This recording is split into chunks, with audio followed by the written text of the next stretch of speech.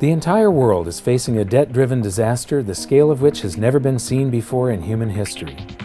The situation is now so severe that we're left with only two options: default on our debt or inflate it away. You can already hear people blaming the free markets and even money itself for our problems, and to me this is just tragic, because we don't have free markets anymore, and we certainly don't use real money. This is the real reason for our problems. Our money itself has been corrupted. It's not just an issue of economics. This affects your freedom. When this crisis hits, people will be screaming for the government to do something when it was the government that caused the problems in the first place. Many societies have faced this dilemma in the past, and we can learn what the outcomes might be simply by studying what they did and comparing it to what we're doing today. So while I was in Germany, I decided to stop by one of my favorite museums and take you on a kind of crash course of the history of real money, how it evolved, and the twin dangers that arise when money is corrupted. I'm here at the Bundesbank Money Museum in Germany, and this is one of the best museums I have ever seen.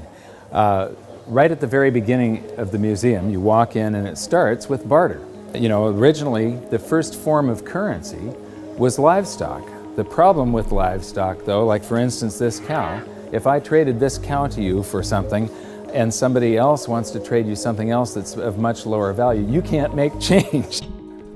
A system that relies on barter is very inefficient because you not only suffer from the problems of divisibility, you also rely on the hope that you will find someone who has a good or service that you need, who wants something that you have at the same place and at the same time. In economics, this is called the coincidence of wants. Now add the fact that most goods have a shelf life before they perish, and you can see why barter systems held mankind back for so long. So what was it that solved the coincidence of wants and propelled us out of the Stone Age and into space? It was the invention of money. Money is not evil. It is a magnificent tool that allows us to trade our specialized skills and to store our economic energy. Without it, we'd be struggling to feed ourselves each day, and our average lifespan would still be 30. In episode 1, we learned that real money has to fulfill certain properties in order to function. But 2,600 years after its emergence, people still confuse money with currency, even the so-called experts. So they've got here some of the things about what money is. The first example here is money is whatever goes. So, in earlier cultures, commodities such as cattle, stones, or metals were used as money. Buyers took the value of the goods on trust when making their purchase. Today, too, money is a question of confidence. So, the currency, today isn't money, today we're using currency, but the only reason it has any purchasing power whatsoever is because yesterday your experience was that it purchased something. So you have faith that it's going to purchase something tomorrow. Otherwise, it has no value. Whatever form it takes, reliable money has two characteristics. It is genuine and it is stable. People can rely on its value. Well, you know, what fiat currency around the planet has maintained its value? They all fall in value. So right away you can see the difference. They're talking about currency here. And when they say it's genuine, I mean, what is genuine? A counterfeiter, somebody that's running their own printing press in their basement, is making genuine notes as far as he's concerned. I mean, they're genuine counterfeits. These things that just come off of a printing press, well, yeah, it's a genuine lie from a central bank or a government that you've got something that's going to store value for you, because it doesn't over long periods of time. It loses value.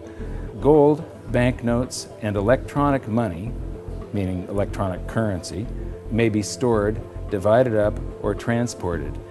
As its material value has declined over time, its genuineness has had to be beyond question. Well, this one says that it's got to maintain its value, and right here they're contradicting the next one. The one thing here, gold, is the only thing that they're talking about that has not lost its value. In the past, rare goods were used as money. Today, central banks must ensure that the supply of money is restricted. Well, what are they doing all over the planet today? They're lifting all the restrictions on how much currency they're creating. They're flooding the planet with currency. The next display shows the usual museum pieces that are described as commodity money: cowrie shells, representative axes, cocoa beans, and the like. While these work better than barter, none of them were actually money because they all had a weakness: one or more properties of money that they couldn't fulfill. Therefore, they are commodity currencies, not money. Some of these were widely used right up until the beginning of the 20th century, and there's some stuff here that I haven't seen before. Here's something very interesting.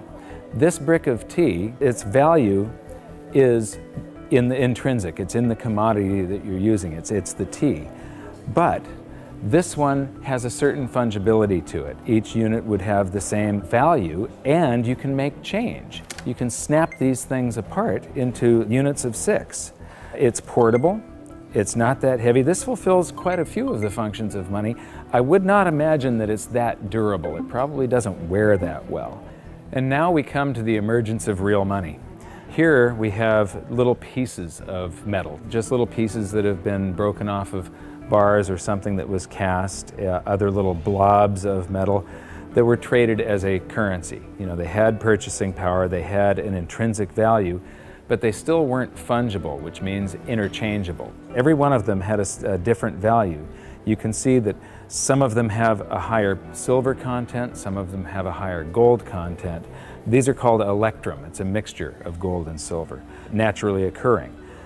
What you notice is that this is from the 7th century BC, and then between the 7th and the 6th century, we're talking about somewhere between 680 and 630 BC, the emergence of true money.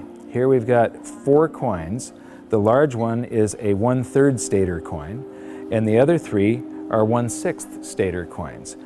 Each unit is interchangeable. It's now a unit of account. You can take so many of these in trade for so many of loaves of bread, and you don't have to break out your little scale and weigh them any longer. With the little chunks of metal, you had to weigh every transaction that was going on. You had to weigh whatever your payment was and then take a guess as to what the purity was. Here you have some standards that were set by mints and guaranteed by those mints. These are a unit of account. They're fungible. Every one of them is interchangeable. They're portable, they're durable in your pocket over long periods of time.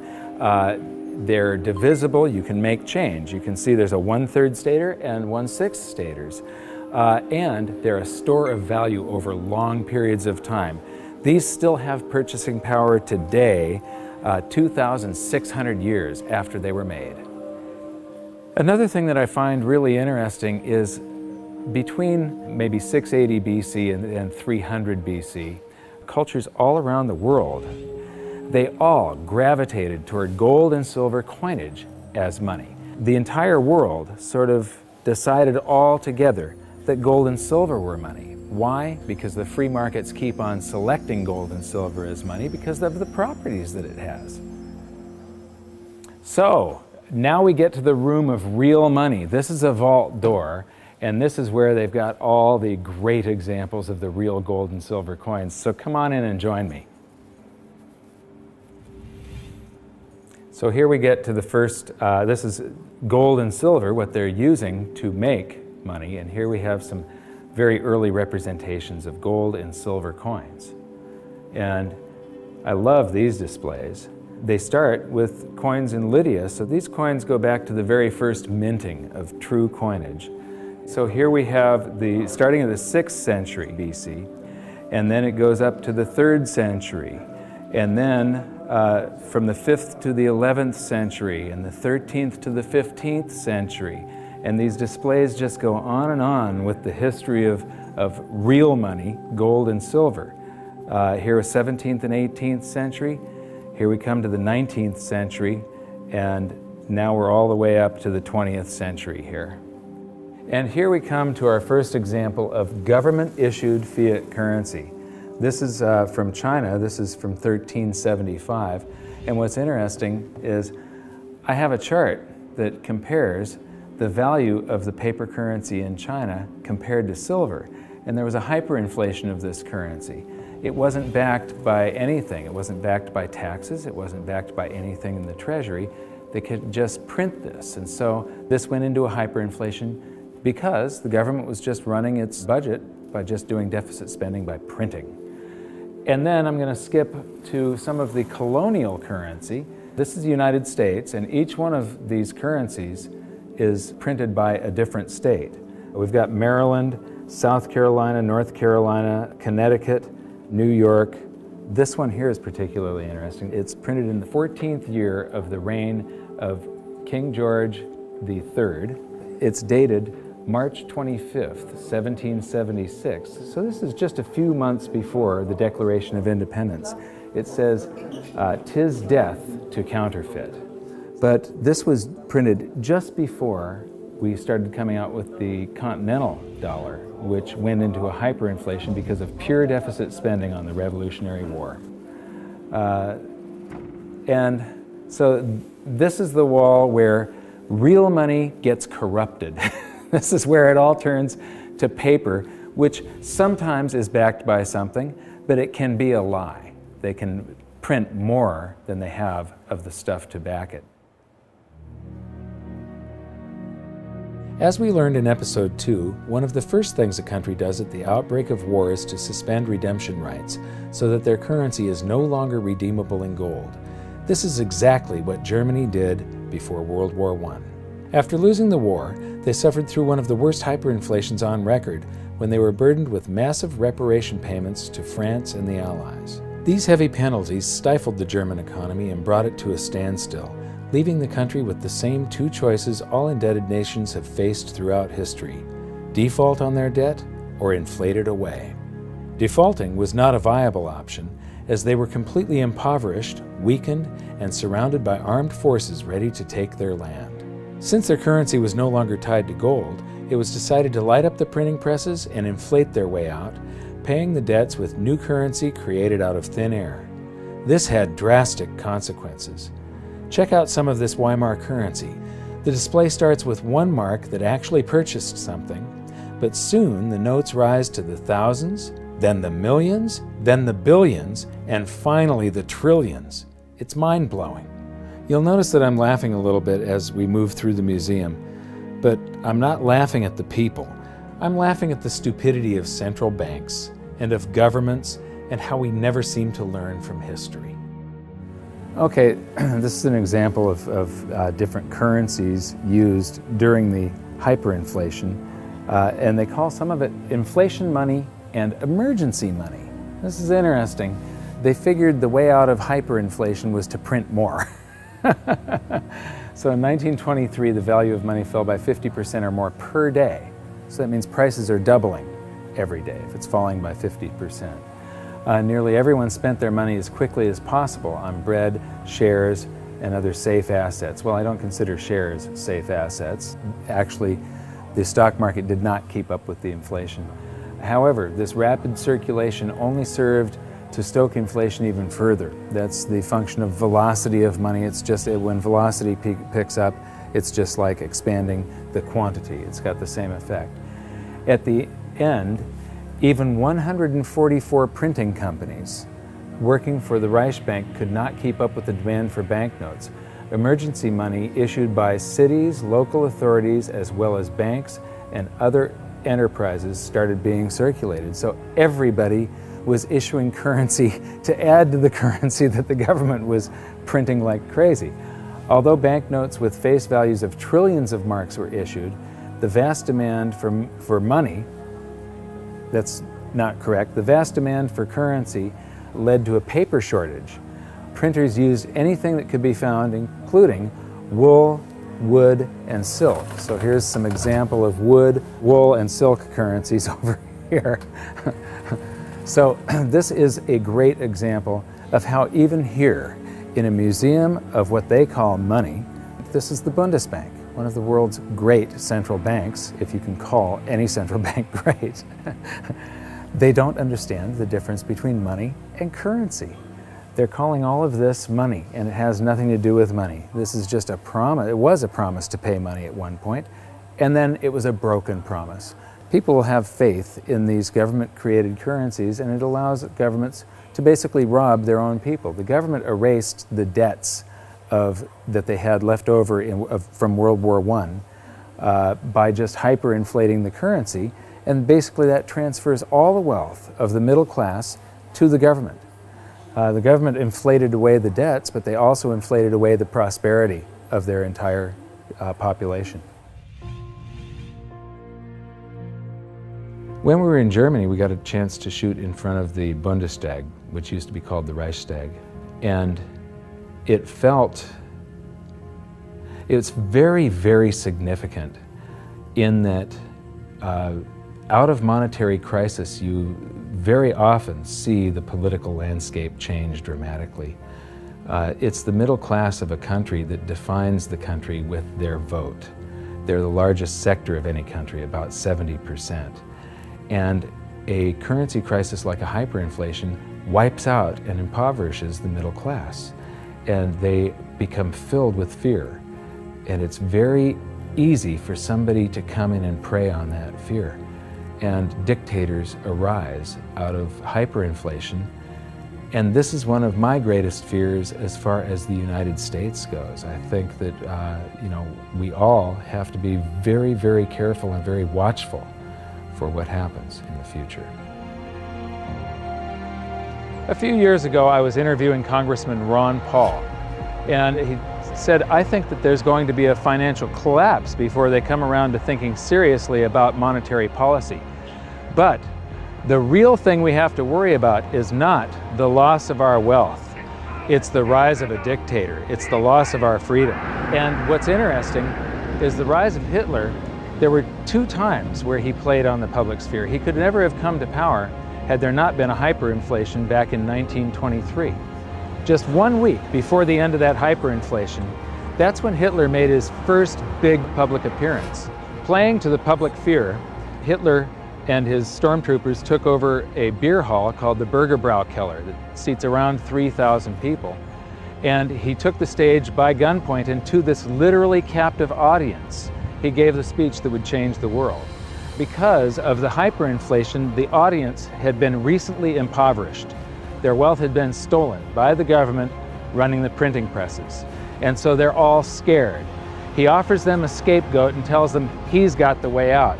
He became very popular after that, and the very next day, the people that were listening to him followed him in an attempt to overthrow the government.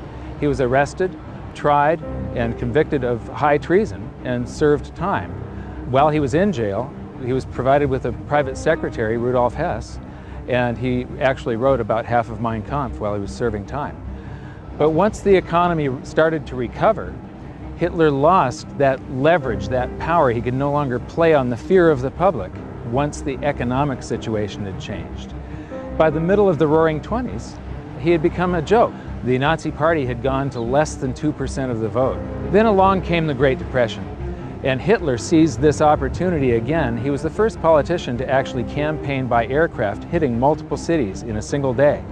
And the Nazi Party went from 2% of the vote to the second largest party in Germany. So playing on the public sphere, Hitler was able to take away the rights of Germans. He was able to, all these guaranteed rights in the Weimar Constitution, private property rights, the right to assemble, public assembly, the right to privacy in the mail, the telephone system. He just took away all of their rights and seized power. So these are some of the things that we have to be concerned about and be very mindful of. Economic crisis very often leads to the rise of a dictator. Yeah, the fact that this was just 70 to 80 years ago, basically there are still people alive today that experienced this, but enough of them have died off to where the warnings fall on deaf ears. Berlin is a great example of another massive danger to individual freedom that economic crisis can bring, the swing from capitalism to collectivism. After World War II, the city was basically divided in half, the West being capitalist and the East communist. Germany was reunified in 1990, but even this short period of separation showed the vastly different levels of prosperity that the two systems achieved.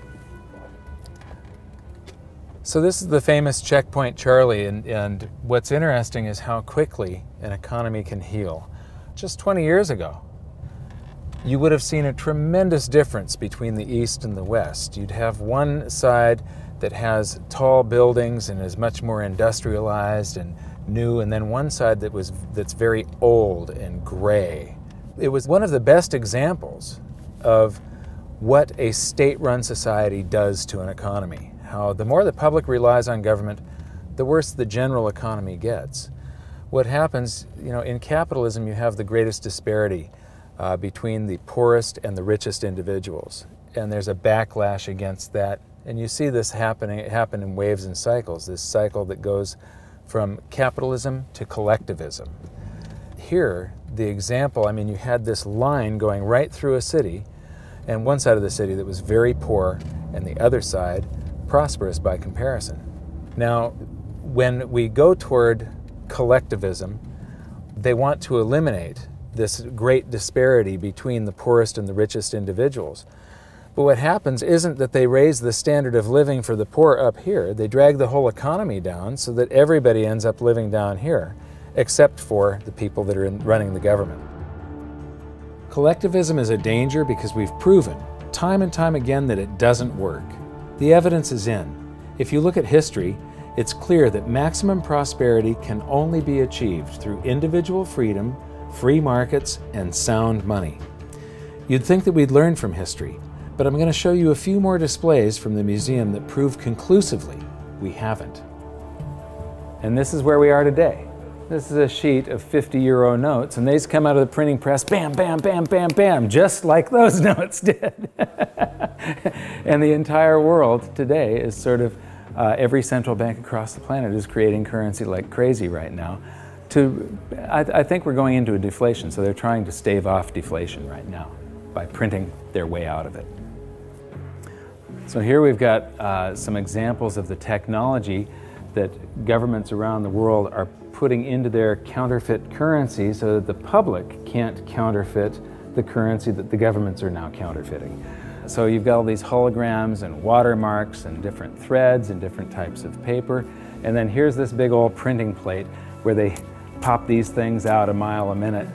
And right now they are hyperinflating the base money around the world, the paper money. We're going into a deflation though of the credit money, the voodoo hocus pocus currency that the banks just type into the computer. That's starting to collapse, where this stuff is expanding. So we learned in episode 4 that modern currency creation is a complete scam, but a whole lot of people had trouble believing that it could be true. The European Central Bank has this awesome display that shows you exactly how it's done, and it's basically the same as our episode 4. So here's a quick recap thanks to the ECB. Basically, the central bank and the Treasury swap IOUs. The central bank writes a check and the Treasury issues a Treasury bond, which is an IOU, and that creates currency, and then it gets, somebody is paid, it gets deposited into a bank account, and 1,000 marks, they withhold 10%. So right here, they're already telling you that his bank account is a lie. He deposited 1,000 in it. They only withhold 100 in case he wants some of that. And then they loan out 900, which then she buys something from this guy, he deposits the 900. They borrow 90% of that and leave just 10% on deposit for him. And the result is that it expands. Every 1,000 ends up creating 10,000, or every $1 creates $10. And they've got the result here. It's all sort of a voodoo hocus pocus scheme. One of the great things that I've noticed here is that throughout the museum they keep on proving the point that even though this is the Bundesbank Museum, they prove the point that fiat currencies that come off of a printing press eventually go to zero, that they're really worthless. This says the ideal goal of all monetary systems was to ensure that money is trustworthy and kept in short supply. Metal-based currencies restrict the money supply because metal deposits are naturally limited. However, during the Industrial Revolution in the 19th century, the rapidly growing economy needed a means of payment which could adapt flexibly to this growth. Baloney. You can have a fixed currency supply, and when you have economic growth, it means that the currency gains in purchasing power. In the 20th century, uncovered currencies, meaning unbacked currencies, have been the norm. In principle, the money stock could grow unchecked. This is why central banks must ensure that the money stock is in line with economic growth. Yeah, right. So here we've got my buddy Milton. Actually, Milton was sort of a semi-free market economist. He won the Nobel Prize, so he's considered the dean of the Chicago School of Monetary Thought, which are monetarists. They believe that we should have a Federal Reserve and it should expand and contract the currency supply to achieve stable prices. One of the problems with Keynesians and monetarists and so on is that they think you should expand it and contract it, but they never contract it. They just, you know, Keynesian, you're supposed to spend when the economy is bad, the government's supposed to spend and stimulate, and then withdraw currency from circulation to keep us from going into a bubble caused by the expansion of credit and the spending that they did during the bad portion of the economy. So they take this rubber band and they stretch it, and it's supposed to come back, but they never do that. They just keep on stretching it to infinity.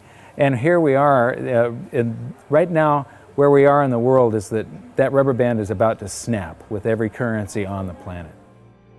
And so I'm instability, I'm in deflation, inflation. Let me see, I'm going to cause a hyperinflation. Oh, it just went off the inflation scale. I guess I did cause a hyperinflation. Oops. And now the whole thing is collapsing.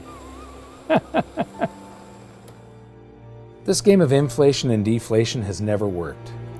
Right now we're on the precipice of the whole system collapsing, and just like the game, our monetary system will reset. This is where the twin dangers we learned about may rear their ugly heads, so it's up to all of us to learn from history. I mentioned earlier that it was the invention of money that allowed humans to prosper and rise out of the Stone Age. But money is only part of the equation. What use is money if you don't have freedom? So what's going to happen? Will we default or inflate our way out of the mess we're in? Since 2005, I've been stating publicly, and I also wrote in my book, that I believe we're headed toward a series of events involving a short-term deflation followed by a big inflation or hyperinflation. If you really want to learn how this inflation might affect you and your family, join me at hiddensecretsofmoney.com for this episode's exclusive presentation. It's a special video that shows where I believe we are on this economic roller coaster of a ride and how I think it'll play out. So for now, what can you do? 1. Share this video on social media and subscribe to our YouTube channel. 2. Educate yourself by watching the rest of this series. And 3. Take action to protect yourself and your family. Learn what you can do at hiddensecretsofmoney.com. I'll see you there.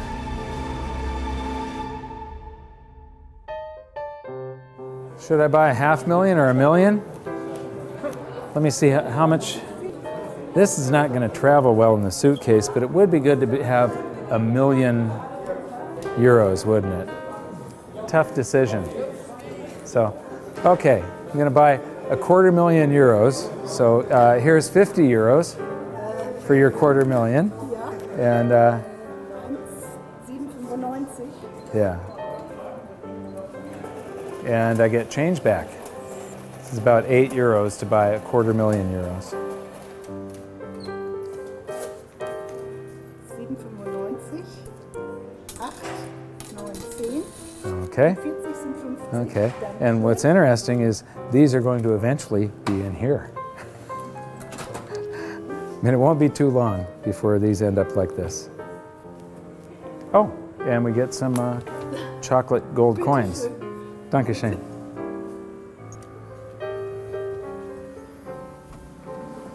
So that's our tour of one of the best monetary museums I've seen so far. But what amazes me is that they still just don't get it.